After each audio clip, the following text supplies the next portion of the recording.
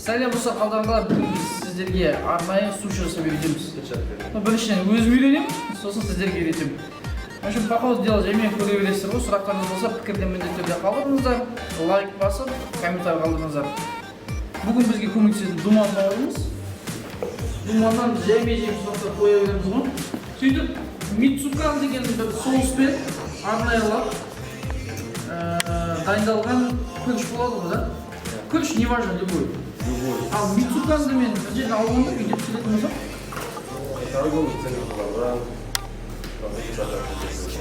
Вообще негізінде сушиді заказ берген арзанға шығады сонда, иә? Өйткені мен үйге бір суши пісіретін болсам, по-любому ол граммажда сатпайды ғой, Мицукан дегендерді, да? Листтерді, жапырақ, балық дегендерді. Граммдатта сатады, лайда сатады, бірақ лучше заказ берген. То есть заказ берген жеңілек. Тазалық ережелер жеңілдер, обязательно. Но ағашты үстіне істеймай деп, осындай бір обязательно болады сеткі саламын.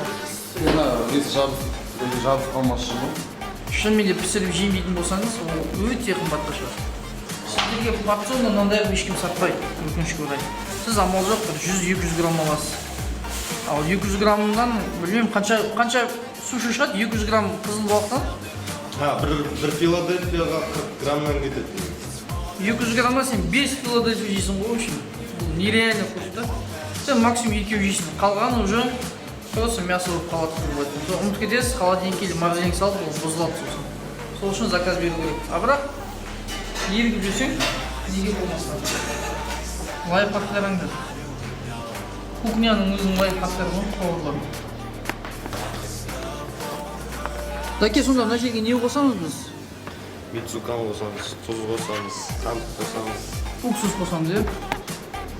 Короче, Мицукан қосасына, самыға Мицукан келіп тұр. Мицукансыз бола ма негізінде суши? Мицукансыз болды, рис бір-бірін жабыстайды.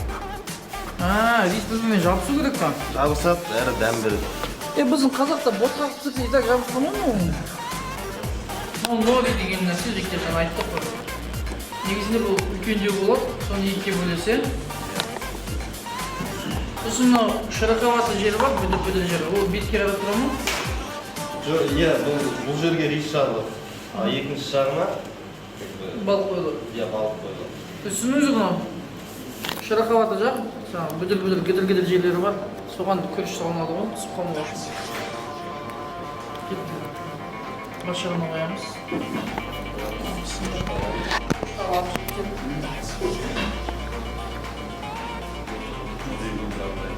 150 граммдай жіктер, көз мөлшер, думан пері бар дегенде жоқ.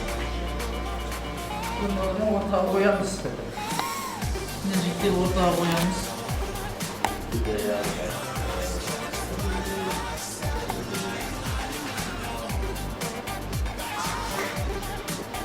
Жіктер қараңдар. Мына сол үшін істелген қатты басасын, қатты түспеу үшін. Үй соғасында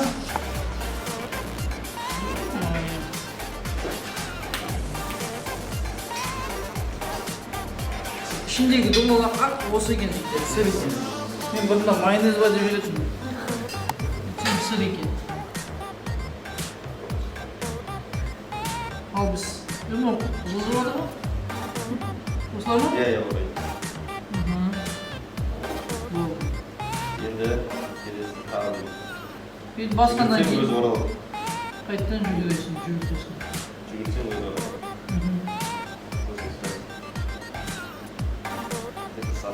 Сосын. Домалақ қылым келе ма, 4 тұршығым келе ма, өзің темам ғой. Осы жерде.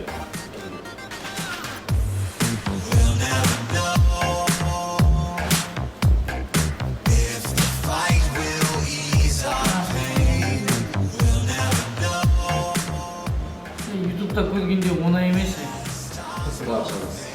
Тағы шағам. Беттістің Бір қолмен тұсас. ішіне кіргізем ба беттін?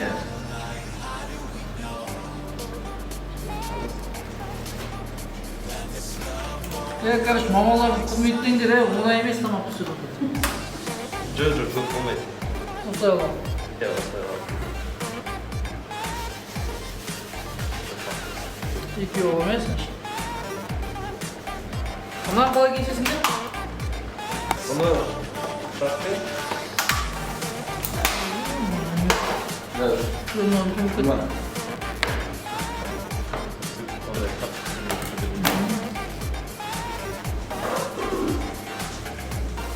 Ол тек қазақтарда болады, короче, артылып қалған нәрсенің бәрін кесе береміз, киме жандаймыз. Стандарт деген өкінішке орай бізде жоқ отырмаған. Мынау Филадельфия, мынау Дракон. дракон. Иә.